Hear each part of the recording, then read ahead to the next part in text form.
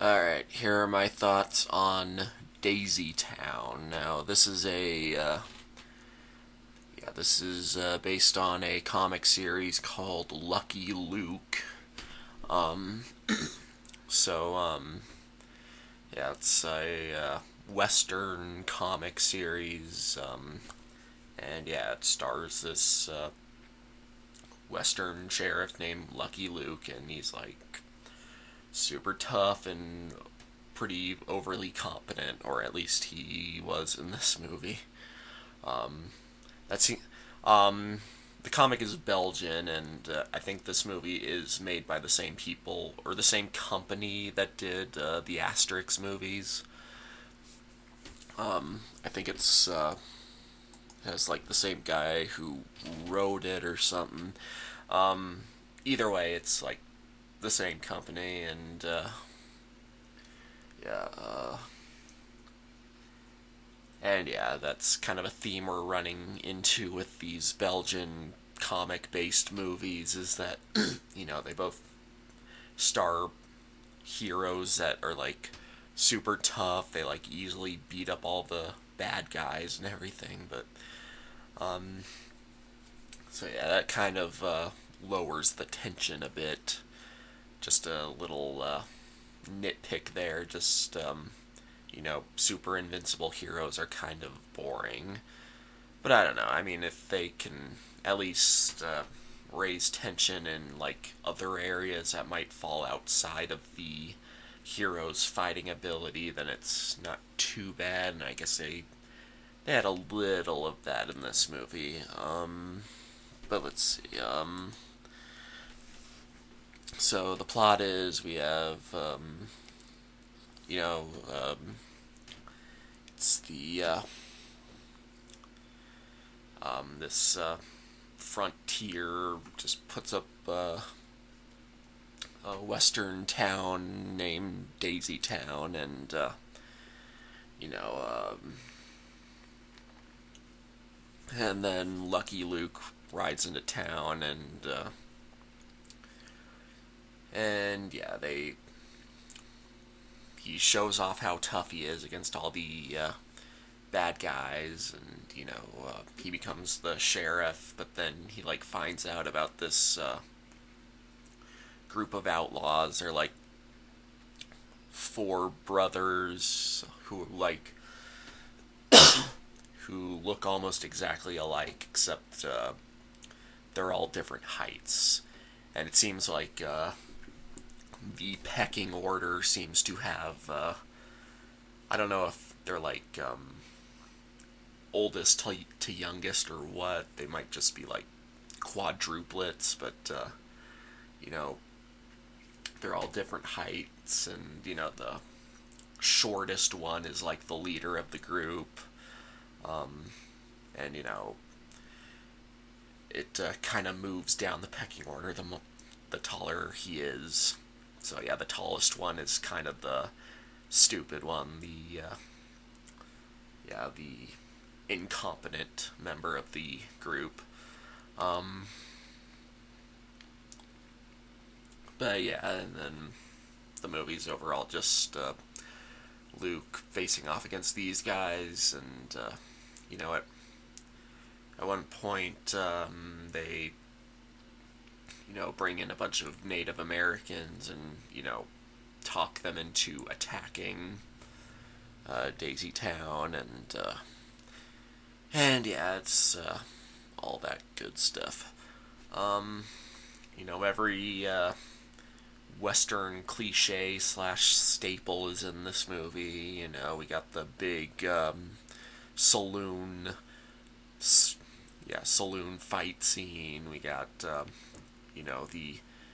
high tension shootout scene that starts with them like facing each other down, and it kind of has like this rather iconic image of Luke smoking a cigarette, and like he blows out smoke that like forms the shape of skulls. Um, and let's see. And yeah, they show up square dance a couple times. Um, but yeah, I think this was okay. I don't think it was as good as the Asterix movies.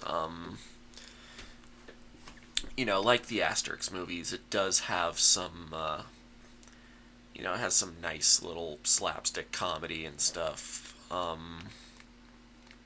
Yeah, I think the comedy's alright. Some nice visual gags and stuff. Um, but, for one thing, it's not as well animated. I think there's a couple scenes where it suddenly gets, like, really choppy. Um, yeah, like, sometimes I'll show Luke talking, and he's like, yeah, his mouth movements just become super choppy. Although maybe it's partially because I watched the English dub, and, you know, let's see, and we have, so it's kind of interesting looking through the cast of the original version versus the English version. I'm slurring my S's here.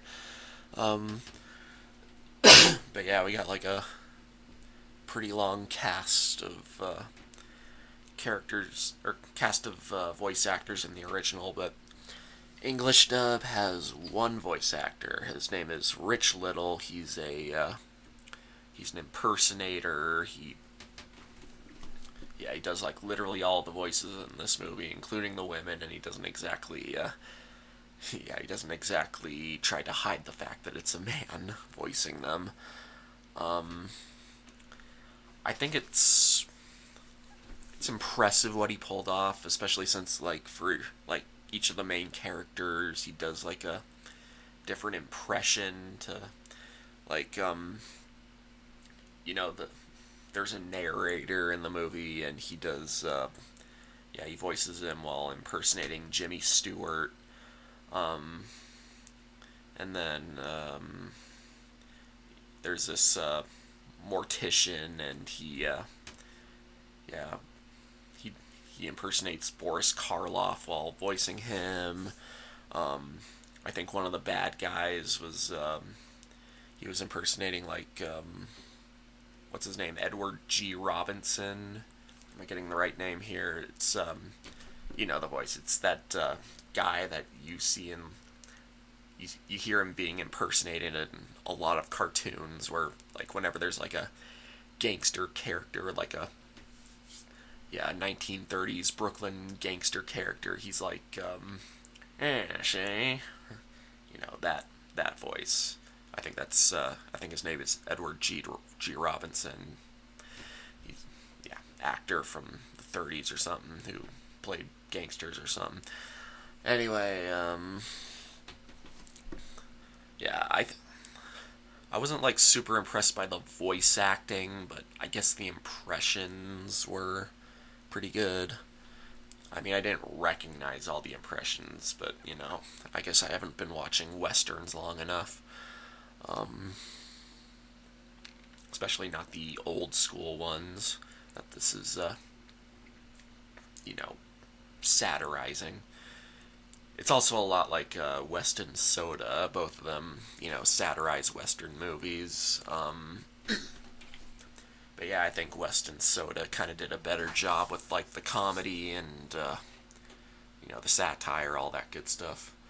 Let's see. I'm not sure if there's really that much else to talk about. It's just an average, or it's a fairly decent movie. I mean, it's got its moments, but it's not really a movie I feel I need to keep watching. I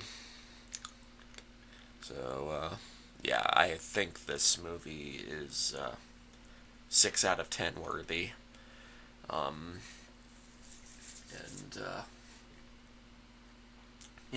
I mean, if you're interested, if you're like a fan of Lucky Luke, or just anything related to this movie that I've been talking about, this won't hurt to check out. It, if you feel like it. But yeah, it's not a favorite of mine, so yeah.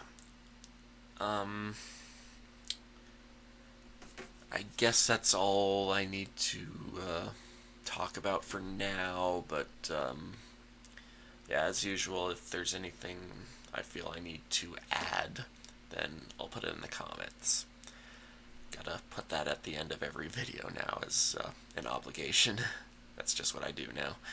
Anyway, I guess that's everything for now, and yeah. Mash it and smash it, signing off.